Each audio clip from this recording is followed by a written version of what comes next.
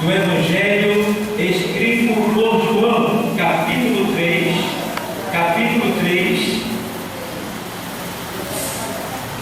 versículo 1. Vamos lá? É conhecido, já é um textual dos crentes já. E havia entre os fariseus um homem chamado Nicodemos, príncipe dos judeus.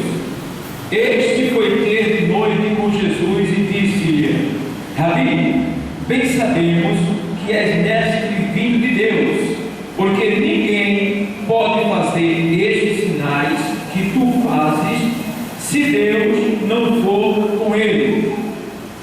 Jesus respondeu e disse-lhe: na verdade te digo que aquele que não nascer de novo não pode ver o reino de Deus.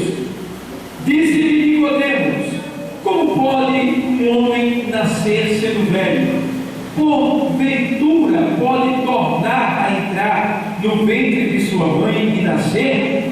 Jesus respondeu: na verdade te digo que aquele que não nascer da água e do Espírito não pode entrar no reino de Deus. Amém? Deus, obrigado por esta palavra, em nome de Jesus. Senhor, ilumine a minha mente e nos ensina essas letras que foram lidas nesta noite. Em nome de Jesus. Amém. Glorificado pela igreja. Muito obrigado. Amados, nós estamos de posse de uma palavra da parte de Deus que fala sobre o novo nascimento. E o novo nascimento, ele deve ser, ele é uma necessidade, tá? Deve ser uma necessidade da igreja. Por quê? Irmãos, eu sou cristão, já nasci de novo. Mas às vezes, infelizmente, a gente está na presença do Senhor e está morto. Porque a Bíblia diz lá em Apocalipse que o Senhor falando que aquela certa pessoa para quem eles estavam falando diz que tu tem nome de que vive, mas estás morto. Glória a Deus. Então, ele disse: tu tem nome de que vives, mas estás morto.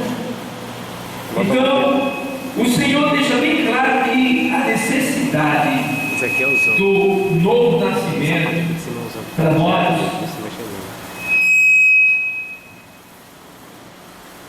aqui.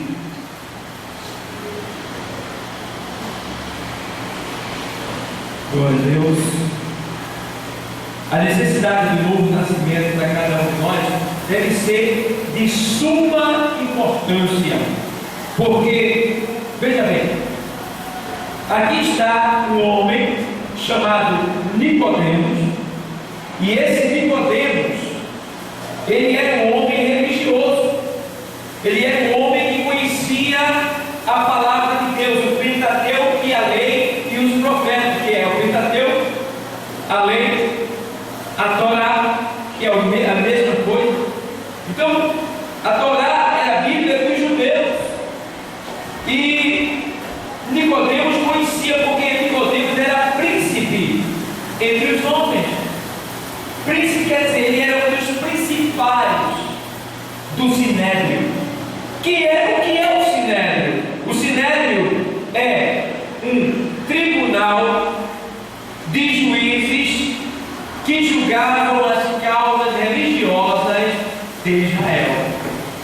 Toda causa religiosa era julgada pelo Sinédrio, 70 homens, com mais o presidente, o sumo sacerdote.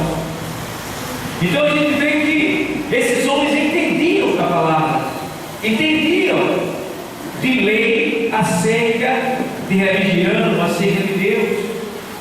E você vê que Jesus chegou naquela localidade e ele começou a pregar. o Evangelho, começou a falar do amor de Deus. E na medida que Jesus ia pregando, ia falando do amor de Deus, os milagres iam acontecendo, as vidas iam sendo transformadas, os cativos iam sendo libertos, os endemoniados libertados. Olha, irmãos, os paralíticos tornavam a andar, os cegos tornavam a enxergar, os mudos falavam, os surdos escutavam, os leprosos eram purificados, os mortos ressuscitados, os pobres recebiam o Evangelho, e podemos dizer nessa linguagem, o Evangelho era um sucesso, estava sendo um sucesso. Então, isso incomodou aqueles homens, e todos eles do Sinédrio ficaram preocupados.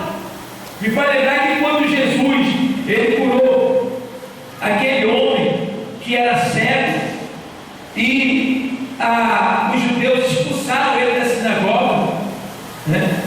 E não quiseram que ele estivesse mais ali, o paralítico também. Então, amados, a gente vê que Jesus ele estava aparecendo de tal forma que não tinha mais como ocultar. Então, o que aconteceu? Os homens, eles se reuniram, se reuniram para tentar ver o que ia fazer acerca desse Jesus que operava tantos milagres. E aí, o que aconteceu? Existiam dois homens entre os 71 homens do Sinédrio que já criam em Deus, ou seja, já acreditavam em Jesus. E esses dois homens eram José de Arimateia e Nicodemos. Esses dois homens eles passaram a entender que Jesus é o Messias, porque ninguém poderia fazer aquele sinal que ele fazia se Deus não fosse com ele. E havia a promessa de que o Senhor haveria de mandar o Messias, o Salvador, o ungido. E aí o que aconteceu? Eles começaram a entender, porque Jesus ele mostrou que sinais que só o Messias iria fazer. Dentre eles foi ressuscitar Lázaro no quarto dia, porque até 3 dias a tradição dizia que o espírito ficava rodando no corpo do morto, e no período de 3 dias havia uma possibilidade do morto ressuscitar. Jesus chegou no quarto dia, só quem poderia fazer isso era o Messias. Jesus, ele deixou bem claro quando João mandou os seus discípulos perguntar: és tu ou haverá de vir outro? E aí ele disse: vai dar a João que os cegos veem, os mudos falam, os surdos ouvem, né? E aí ele começou a falar: olha, os paralíticos andam, olha, os leprosos são purificados, os mortos são ressuscitados, e os pobres recebem o Evangelho. Vai dar isso para eles? Para ele? E aí, isso era sinal que só o Messias poderia fazer acontecer. Então, todos aqueles sinais, ressuscitar mortos, purificar leprosos, né? Tudo isso era um sinal que só o Messias ele poderia fazer. Estava escrito acerca dele no livro do profeta Isaías que quando ele viesse, todas essas coisas iriam acontecer. Então, Jesus é de Deus para os homens. E aí eles tomaram a decisão. E Nicodemos, claro, né, a fim de chegar mais perto dele, deixa que eu vou falar com ele. E Nicodemos marcou um encontro e foi lá ter com Jesus na noite. E chegando lá, Nicodemos diz: mestre, bem sabemos, está no plural. Ele disse: eu sei. Ele disse: bem sabemos, né, que tu és mestre vindo de Deus. Então não era só Nicodemos, era ele e todo o grupo dele que sabia que Jesus é o Messias. E que ninguém pode fazer esses sinais que tu faz se Deus não for com ele. Por outra linguagem, ele está dizendo: tu és o Messias, tu és o enviado de Deus, porque ninguém pode fazer esse sinal que tu faz, só tu. Então Deus é contigo, tu és o Messias. Era isso que Nicodemos inferno. E aí, o Senhor vai e olha para Nicodemo, um homem grisalho, conhecedor da lei, da Torá, dos profetas, príncipe entre os judeus, estava sempre na sinagoga, sempre voltado para os serviços religiosos da nação de Israel. E a gente vê que o homem entendia de tudo, mas não entendia de Jesus. Como muitos que têm nesse tempo de hoje, que diz, eu sou católico, outro diz, eu já tenho minha religião, eu não preciso de ir à igreja, eu não preciso de ler a Bíblia, porque eu falo com Deus e Ele me ouve e Ele me atende. São pessoas que até conhecem Deus, que eu ouvi falar, mas não conhecem Jesus. E aí a gente vê que Jesus vai e diz para Nicodemos agora exatamente assim. Deixa eu ler a entrada de Nicodemos. E disse: Rabi, bem sabemos que és mestre vindo de Deus, porque ninguém pode fazer esses sinais que tu fazes se Deus não for com ele. Veja bem, Jesus respondeu e disse-lhe: na verdade te digo que aquele que não nascer de novo não pode ver o reino de Deus. Ele disse: aquele que não nascer de novo. Veja bem, aquele que não nascer de novo. Então, é necessário, tá, que o homem nasça de novo. E aí eu quero entrar com vocês nessa parte aqui, que fala sobre a questão do novo nascimento, que demonstra quem nós somos e em quem nós nos transformamos, ou seja, em quem nós somos transformados pelo poder da palavra de Deus. Por exemplo, a gente vê que o homem natural ele é carnal. Por que ele é carnal? Porque ele ainda não nasceu de novo. Então a gente vê que na carta de Romanos 8 tem um texto 8:7 diz assim, está demonstrando aqui o homem natural, né? E diz aqui: porquanto a inclinação da carne é inimizade contra Deus, pois não é sujeita à lei de Deus, nem em verdade o pode ser. Paulo está dizendo: olha, a inclinação da carne é inimizade contra Deus. O que é a inclinação da carne? É a pessoa procurar fazer tudo aquilo que vem da sua mente que desagrada a Deus. É a pessoa viver a sua vida dissoluta, fazer as coisas sem pedir autorização a Deus, tá? Fazer as coisas que lhe agradam, não se preocupando com aquilo que é para agradar a Deus. Então, isso aí é inclinação da carne. É quando a pessoa começa a se sujeitar a todos os desejos do seu pensamento, a todos os desejos da sua natureza pecaminosa. Então, amados, porquanto a inclinação da carne é inimizade contra Deus. Então, essas pessoas, elas se tornam inimigas de Deus. E quantos são nesse tempo que estão na igreja e que não fazem a vontade de Deus? Porque o Senhor diz lá em Mateus 7:21, seguindo essa leitura, ele diz: olha, nem todo o que me diz Senhor, Senhor, entrará no reino dos céus, mas aquele que faz a vontade de meu Pai que está no céu. Então, nem todo que me diz Senhor, Senhor. Quantas pessoas você conhece que tem a Bíblia, que vem para a igreja, que saúda com a paz do Senhor, que dá glória, que dá aleluia, que ora, mas que não vai para o céu? Por que não vai para o céu? Porque não faz a vontade do Pai. Porque muitas vezes a pessoa está na igreja, aparentemente está tudo bem, mas lá dentro a pessoa tem ódio, lá dentro a pessoa tem pensamentos maliciosos, lá dentro a pessoa não perdoou, deseja se vingar,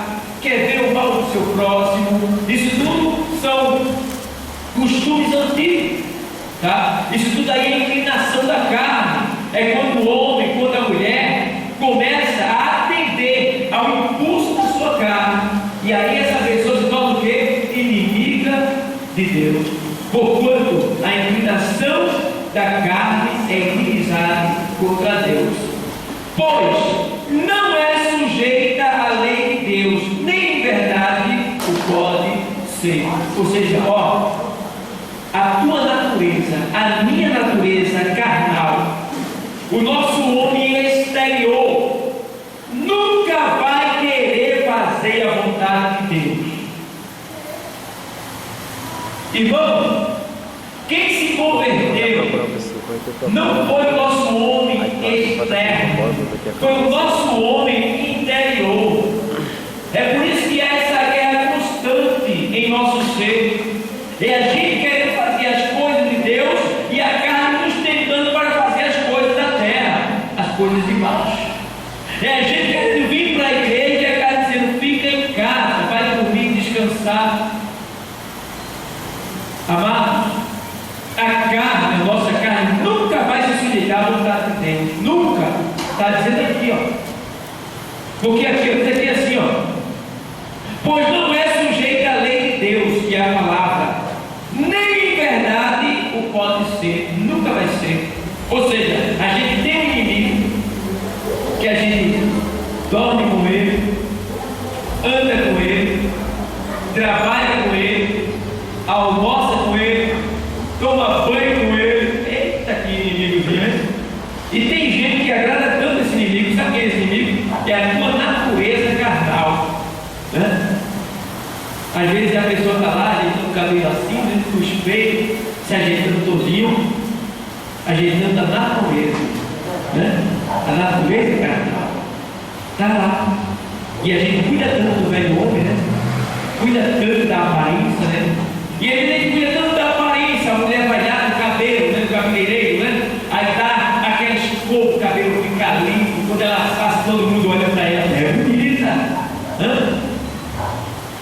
E a outra vai lá e bota um vestido bonito, bota uma calça lá bonita lá e sai, chega na igreja, chama atenção. Mas às vezes é só a capa, é só o homem exterior.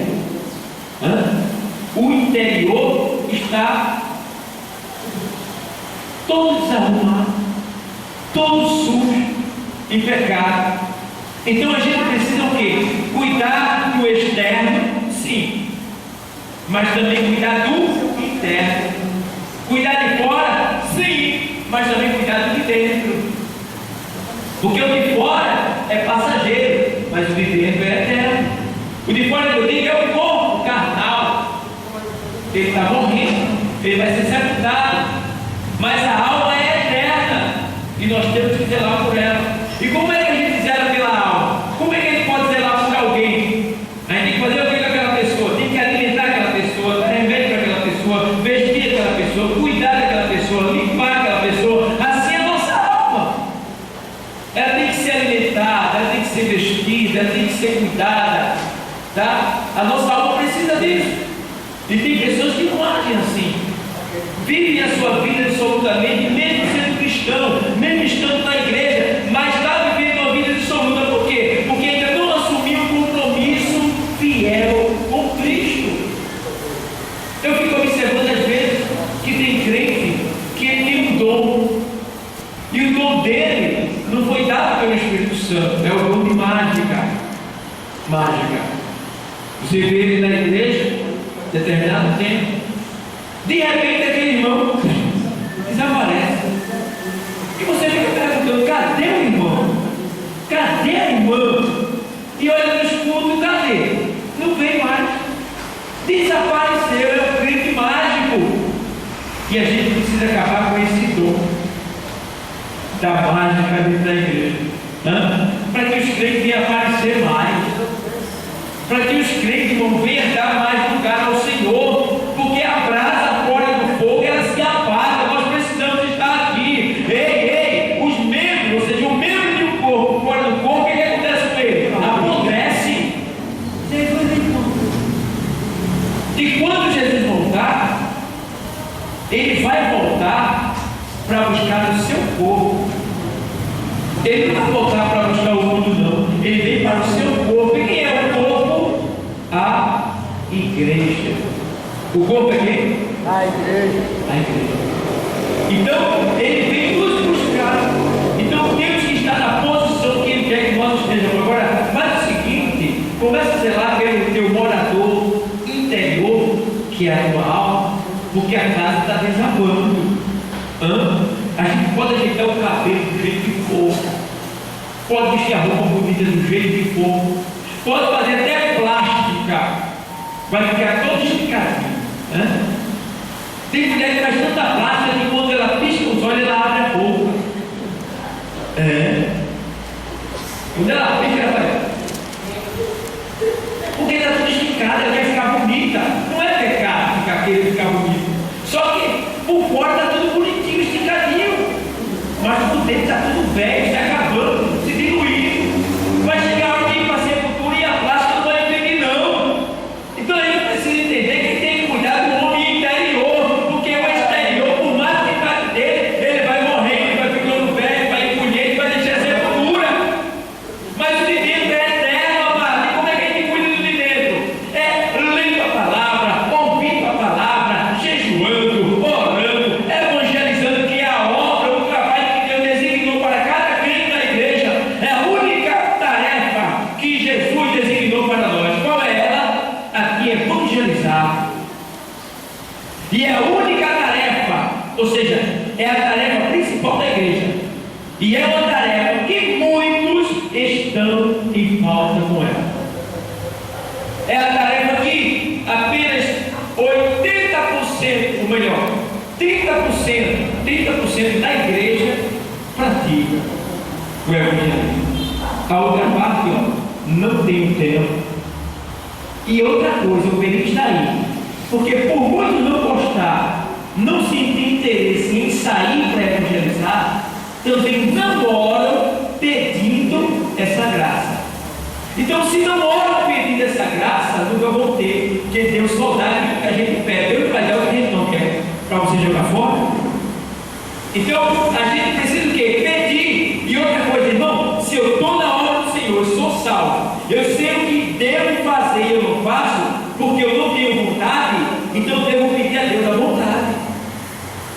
Eu devo pedir a Deus a vontade, porque Ele diz: olha, pedi e dá-se-vos-á. Ele diz muito claro. Então, a obra de evangelismo é a obra essencial, é a obra principal, é a única obra que o Senhor te mandou fazer. Porque no evangelismo está envolvido o quê? A visita aos enfermos, a visita aos presos, a visita aos afastados. Isso tudo faz parte da campanha evangelizadora, isso tudo faz parte do evangelismo. Então, amados, precisamos vencer essa inclinação da nossa carne. Irmão, mas eu trabalho e meu patrão não me deixa sair. Ore pelo seu patrão e jejue por ele. Diga: Deus, eu quero evangelizar, porque o crente que evangeliza, ele cresce em conhecimento. Em virtude das perguntas que vão vir para ele, as interrogações. Tem pessoas que lhe encontram na rua e lhe enfrentam. Então isso faz com que você aprenda e com que você também receba mais armas de Deus para você enfrentar esses tipos de demônios que atuam muitas vezes para tentar nos envergonhar. Mas não vai conseguir não, porque quando a gente sai preparado, e o diabo não pode prevalecer contra a palavra de Deus. Ele pode até tentar, mas vai perder, porque ele é o perdedor e Cristo, quem está nele, é mais que vencedor. Então, o crente que não evangeliza, ele também não cresce espiritualmente. Por quê? Porque se ele não evangeliza, ele não sente desejo de ler. Porque, veja bem, qual é o primeiro sintoma, o primeiro sinal de quem lê muito? É que lê o quê? Pregar. Falar para outra pessoa. Porque o Senhor disse assim: olha, quem crê em mim, como diz a Escritura, rios de água viva fluirão do seu ventre. Está falando do ventre alto, tem o ventre baixo, tem o ventre alto. O ventre alto é aqui do pulmão para cima. Ele está dizendo: olha, quem crê em mim, como diz a Escritura, como diz, é porque ouviu, então leu. Então, se leu, acreditou. Se acreditou, começa o quê? A fluirá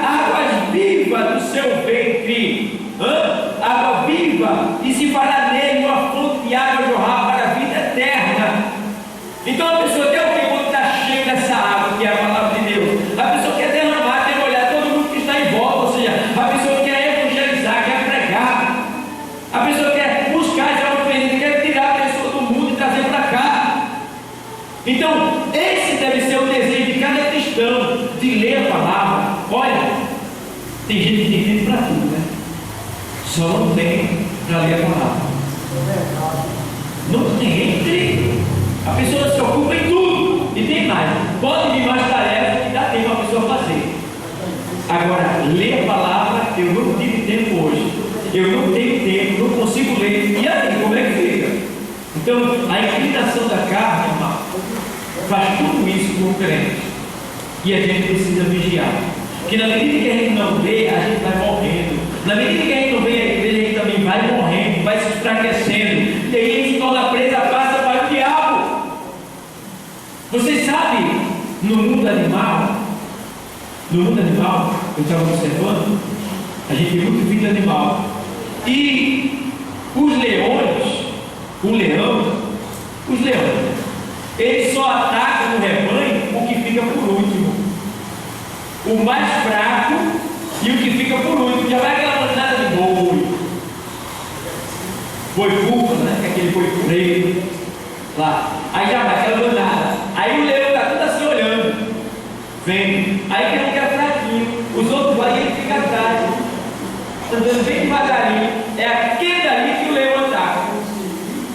Então isso quer dizer o quê? Quer dizer que no reino de Deus também é assim, na vida espiritual. O diabo não vai atacar quem é forte, porque ele sabe que vai perder. Ele vai atacar quem está fraco, quem está lá atrás. Então, amado, você tem que vigiar e se unir com o grupo. Se você não se unir no grupo, olha, tem um ditado popular que diz assim: a união faz. Isso aí não é espiritual também. Isso faz parte da palavra de Deus. Mas precisamos nos unir mais. Precisamos dar mais as mãos. Para que Deus Ele venha operar com mais poder, com mais liberdade, e salvar almas, e curar, e transformar vidas, e libertar vidas. Deus quer fazer isso, mas Ele conta comigo e com você. Estava observando? Às vezes vem de forma de graça, às vezes vem eu e sai. Eu e a dirigente, saiu a dirigente Aurinha, minha filha e Rodrigo quando vem. Às vezes tem um interesse que saiu a Aurinha no pode vir, saiu eu, minha esposa e minha filha. Então é tudo gracioso, saiu eu, minha esposa e minha filha, e veio uma alma embaixo. Outro dia saiu um grupinho pequenininho, aí dividiu, uma Aurinha foi para lá, e eu e meu Mares foi para cá. Chegou ali, 3 vidas aceitaram Jesus. Liguei para eles para saber onde eles estavam, se eu vim para cá, e eles escutaram, não estava, está tudo bem lá. Certo, filho? Então, irmão, toda honra e toda glória seja dada ao nome do Senhor. Certo? Então, o que é que a gente faz? Deus é gracioso, fica olhando, sai pouca gente. E Deus ainda salva. Então, não é diferente. Imagina, se saiu pouca pessoa e salvou-se alma, imagina, irmãos, se sair o grupo todo para a igreja. Imagina, se nós sairmos todos juntos, essa igreja não vai encher. Então, luta. Se você não está por dentro, eu entendo, e Deus também. Mas ore a Deus. Ore a Deus e diga: Deus, crie situação para que eu chegue naquele lugar e para que eu saia para evangelizar nas quarta-feiras do Senhor. E Deus vai fazer isso acontecer. Que Ele é tão somente. Sabe o que é isso aí? Buscar em primeiro lugar o reino dos céus. Porque se a gente está esperando em Deus só nessa vida, o apóstolo Paulo diz que nós seremos os mais miseráveis da face da terra. Ah, Senhor, eu estou precisando disso. Ah, Senhor, eu estou precisando daquilo. Ah, Senhor, me ajuda nisso. Ah, Senhor, me ajuda naquilo. E a gente esquece. Sabe por que a gente demora a receber as bênçãos da parte de Deus? Não é porque Deus está atrasado, e nem é porque Deus quer nos castigar. Não. Demoramos a receber aquilo que você dá ao Senhor, porque nós não somos fiel a Ele. Nós não somos fiel ao Senhor. E por não sermos ele retarda as promessas. Não acontece não, irmão. Vai acontecer quando a gente se levantar e começar a fazer a vontade do Senhor. Vai acontecer com a rapidez escura. Então, amados, vamos a sua família. Vamos ficar ligados. Vamos agir, porque Deus, Ele vai fazer grandes coisas nesse lugar, eu acredito. Tá? Eu acredito que Ele vai fazer grandes coisas.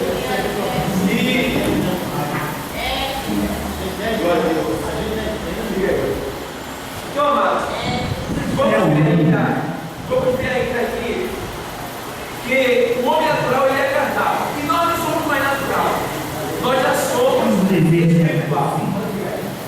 Nós já somos espiritual, porque aceitamos o Senhor como Salvador e já nascemos da água e do Espírito.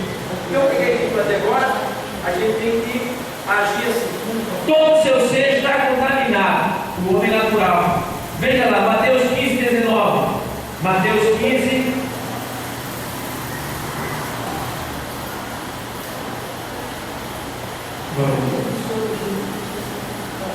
Mateus 15 e 19. Diz assim o texto sagrado. Vou ler para você. Porque do coração procedem os maus o quê? Pensamentos, mortes, adultérios, prostituição, furtos, falsos testemunhos e blasfêmias. Então, quando isso sai de uma pessoa, está deixando bem claro que a pessoa não é espiritual, a pessoa é carnal. Então, devemos tirar. Se tem alguém aqui nesta noite que tem um desses sentimentos no seu coração, lance fora, fuja dele. Olha o sentimento do coração. Porque do coração procedem os maus o quê? Pensamentos, maus pensamentos, mortes, adultérios, prostituição, furtos, falsos testemunhos e blasfêmia, que é resistência às coisas de Deus. Sabia que a gente blasfema contra Deus quando a gente diz um amém para Deus e não faz aquilo que a gente prometeu para Ele? A Bíblia tem uma cobrança muito rígida lá no livro de Eclesiastes, capítulo 5. Vamos para lá? Deus está me levando para lá? Vamos lá. Eclesiastes 5 tem um texto sagrado que diz assim: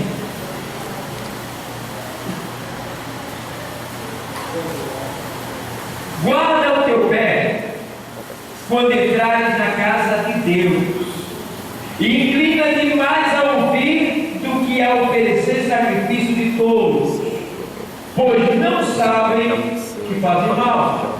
Guarda o teu pé. Esse pé pode se referir espiritualmente à tua mente, ao teu coração. Porque tem pessoas que estão na igreja só um pouco, mas o coração está lá fora, pensando na televisão, pensando no filho, pensando no marido, pensando na esposa, pensando no trabalho, pensando nos problemas. A pessoa está aqui só o corpo, o espírito está ficando lá por fora. Então a palavra brasileira: guarda o teu pé, ou seja, guarda o teu coração, guarda o teu espírito, vem para cá, esteja aqui. E Deus, Ele vai poder falar com você, você vai poder receber, e Deus vai operar na tua vida. Então, amados, guarda o teu pé quando entrares na casa de Deus, e inclina-te mais a ouvir do que a oferecer sacrifício de todos, pois não sabem que o fazem mal. 2. Não te precipite com a tua o quê? Com a tua o quê? Nem o teu coração se apresse a pronunciar palavra alguma diante de, porque Deus está nos céus e tu estás sobre a terra, pelo que sejam poucas as tuas palavras, porque da multidão, da muita ocupação, vem os sonhos, e agora o todo da multidão das palavras. Quando a Deus fizeres algum voto, não tardes em cumpri-lo, porque não se agrada de todos. O que votares, paga. Esse votar aqui, as pessoas estão se enganando com ele.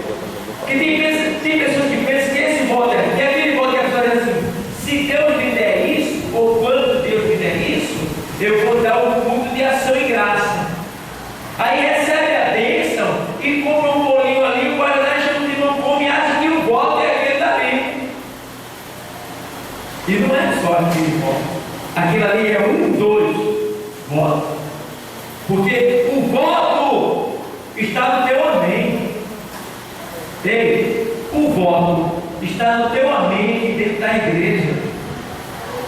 Quando você recebeu a Cristo, quando nós recebemos a Cristo, Ele disse: ide e o quê? Pregar o evangelho a toda criatura. A toda criatura. Essa ordem está no imperativo constante. Ó, tem que ir. É uma ordem imperativa. Então, está aí uma ordem que muitos cristãos não têm cumprido com ela, que é a ordem do evangelismo. E tem mais: se eu não cumprir com esta ordem, eu não vou poder ser arrebatado, porque não estarei agindo conforme o Senhor me mandou. Vamos ver o texto que está lá em Mateus 25. Mateus 25.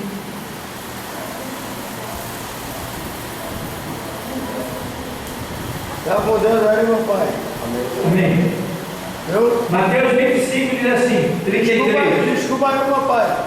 Diz assim: e porá as ovelhas à sua direita, mas os bodes à esquerda. Então dirá o rei aos que estiverem à sua direita: vinde, bendito de meu Pai, possuí por herança o reino que vos está preparado desde a fundação do mundo.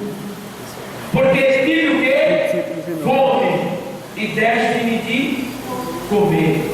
Tive sede, e deste-me de beber. Era estrangeiro, e hospedaste-me. Estava nu, e vestiste-me. Adoeci, e visitaste-me. Estive na prisão, e fostes ver-me. Então os justos lhe responderão, dizendo: Senhor, quando te vimos com fome e te demos de comer, ou com sede e te demos de beber? E quando te vimos estrangeiro e te hospedamos, ou nu e te vestimos? E quando te vimos enfermo ou na prisão e fomos ver-te? A resposta: e respondendo o rei, lhe dirá: em verdade vos digo que, quando fizeste a um destes meus pequeninos irmãos, a mim o fizeste. Então, quantas pessoas têm enfermas em casa precisando de uma visita, e a gente não pode visitar todas elas? Por exemplo, ontem nós saímos para evangelizar e fazer visitas, mas o grupo foi pequeno. E ficou uma senhora que tem 80 anos que a gente faz visita a ela. Ela não pode ir à igreja porque ela não pode andar. Então a gente vai até ela. Essa mulher não pôde, porque quando a gente passou por lá já era quase 9h30 da noite, ela já estava dormindo. Eu senti isso aí. Eu senti. Porque ela precisa. Ela não vem porque não pode vir. E tem aqueles que podem vir e não vêm porque não querem. Então, Deus naquele dia, Ele vai cobrar. Ele vai dizer: olha, eu estive doente, tu não me visitaste. Está aqui a palavra. Quando o Senhor não estivesse doente, está lá. A minha serva, minha irmã, ela estava doente, mas tu não fosse me visitar. E aí, irmão? A gente está esperando um arrebatamento? Se a gente está esperando um arrebatamento mesmo, a gente tem que ser irrepreensível. O que é ser irrepreensível? É não ter em nós nenhuma acusação vinda de Deus para nós. Ou seja, faz-se um exame e vê como você está na presença do Senhor. Aí vamos lá. Você está dois. Você está dando crescimento ao corpo onde você está, que é a igreja? Estou, irmão? É.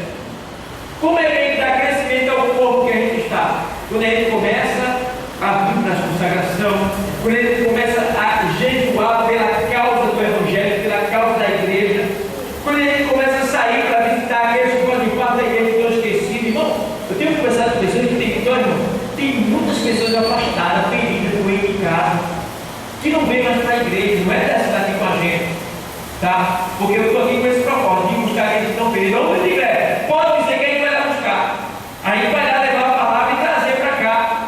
Porque eu sei que tem gente ferido cá, que foi maltratado, que foi desprezado, que foi esquecido, que não recebeu uma visita, que não foi reconhecido, que não foi valorizado. E quem sou eu, irmão?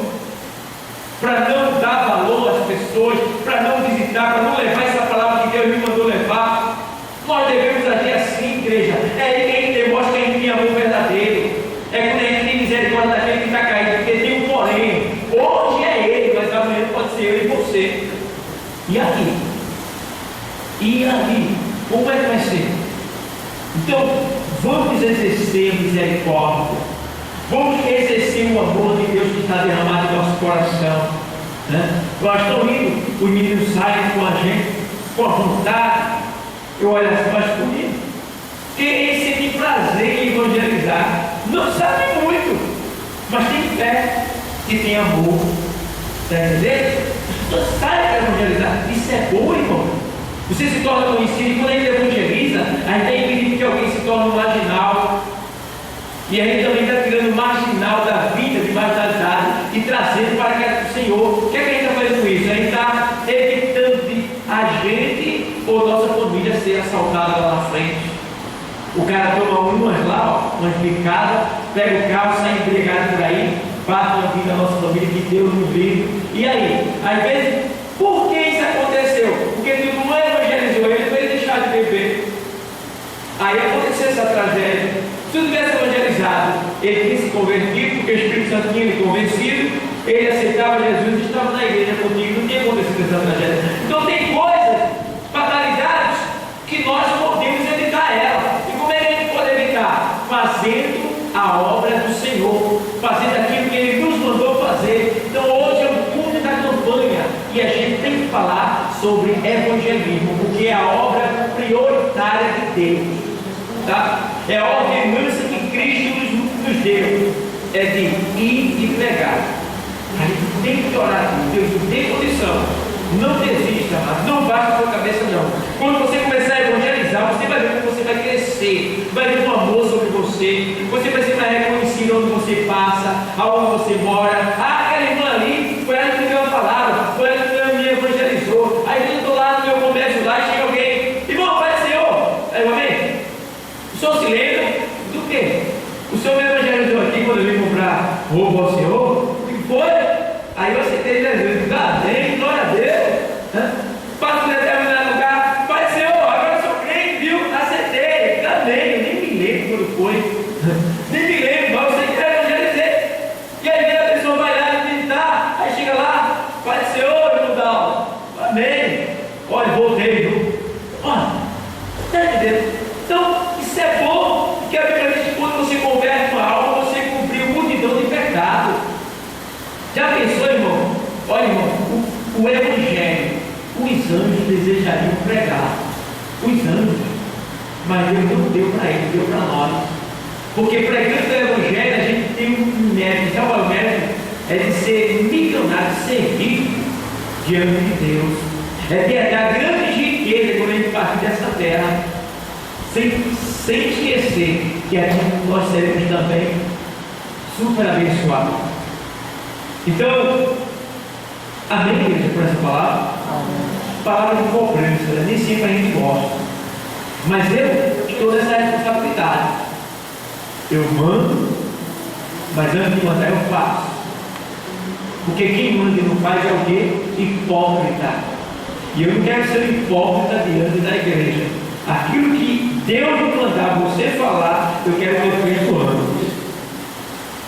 Que o apóstolo Paulo disse assim: olha, antes de eu pregar, eu me examino, para que quando eu for pregar, eu não venha a ser subjugado. Ei, irmão, evangeliza, e a turma diz assim: e o senhor vem evangelizar? O senhor está evangelizando?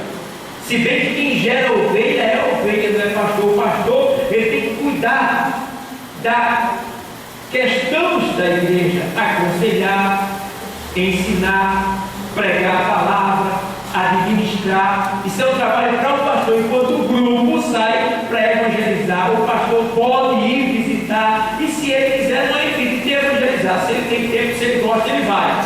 Mas às vezes a preocupação é tanta que o pastor não serve para evangelizar, porque tem quantas pessoas para evangelizar. Então vai o grupo, o pastor está cuidando de trazer o alimento da igreja, o ensinamento. Mas eu estou aqui com vocês no evangelismo, tá? Pode sair por aí, duvida aqui, porque aqui nessa área todinha tem 380 mil habitantes aqui. Talvez alguma igreja que a Bíblia está querendo mesmo, talvez o pastor esteja evangelizando, mas é muito difícil ser um pastor no campo evangelizando. Estou dizendo isso para me gabar, não. Mas eu estou dizendo isso porque eu vejo quando eu saio na rua, eu digo, olha, eu sou o pastor de tal igreja, a pessoa olha para mim assim, tu é pastor? Fica admirado. Quem não vê pastor evangelizar, tá? Vê pastor visitar, e quem sou eu para não fazer isso? Agora vai chegar uma hora que, infelizmente, eu não vou poder, porque eu já estou super atarefado já. Né? Se eu pudesse dar o carro mais de mundo, mas eu não sabe dirigir, o filho também não sabe ainda, para eu descansar um pouco. Mas, amados, levantem a cabeça, eu preciso de vocês para me ajudarem nessa tarefa. Preciso de vocês. Deus conta conosco nessa batalha. E tem mais, essa batalha é só de vitória, viu? Não tem derrota, não. É só de vitória. Então levantem a cabeça, apresentem essa causa a Deus, faça a prova de Deus, é Deus que nos está falando nessa noite com você, tá? E Deus vai te dar condição de chegar aqui e a gente sair junto, marchando por aqui, em vários lugares, tá? Vários grupos saírem e voltarmos com os peixes de alma. Amém, igreja? Então, para terminar, primeira carta aos Coríntios 15:58.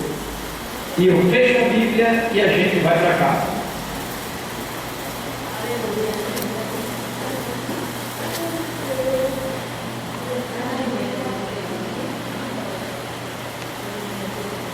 Portanto, meus amados irmãos, sede firmes e constantes, sempre abundantes na obra do Senhor, sabendo que o vosso trabalho não é vão no Senhor. Deu para entender esse texto? Não vou nem explicar porque eu preciso. Portanto, meus amados irmãos, sede firmes e constantes, sempre abundantes na obra do Senhor, sabendo que o vosso trabalho não é vão no Senhor. Amém, igreja? Amém. Recebe o que é de Deus. Glória a Deus.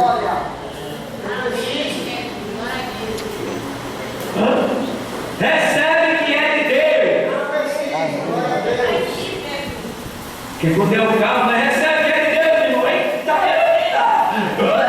meu. Mas faça assim também. É para mim, Senhor. Eu preciso, eu quero. Vamos ficar de pé, vamos agradecer a Deus.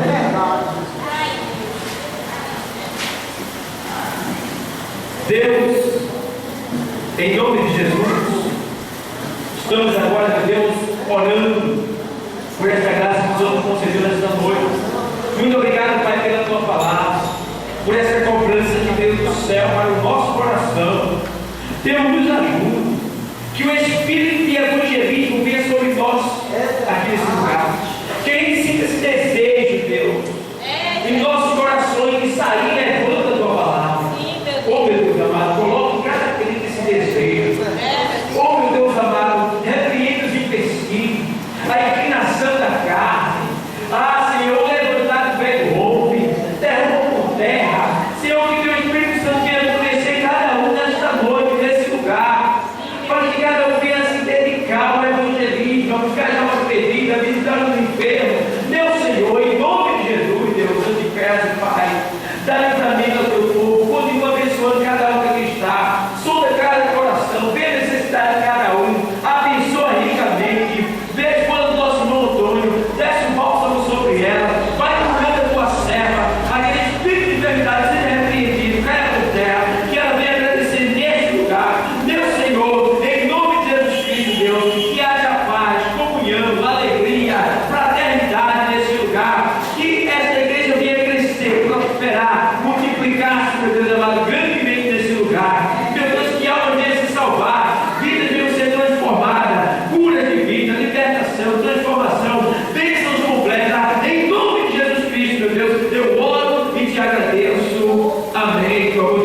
Pai, que é necessitando de consolação, que o Espírito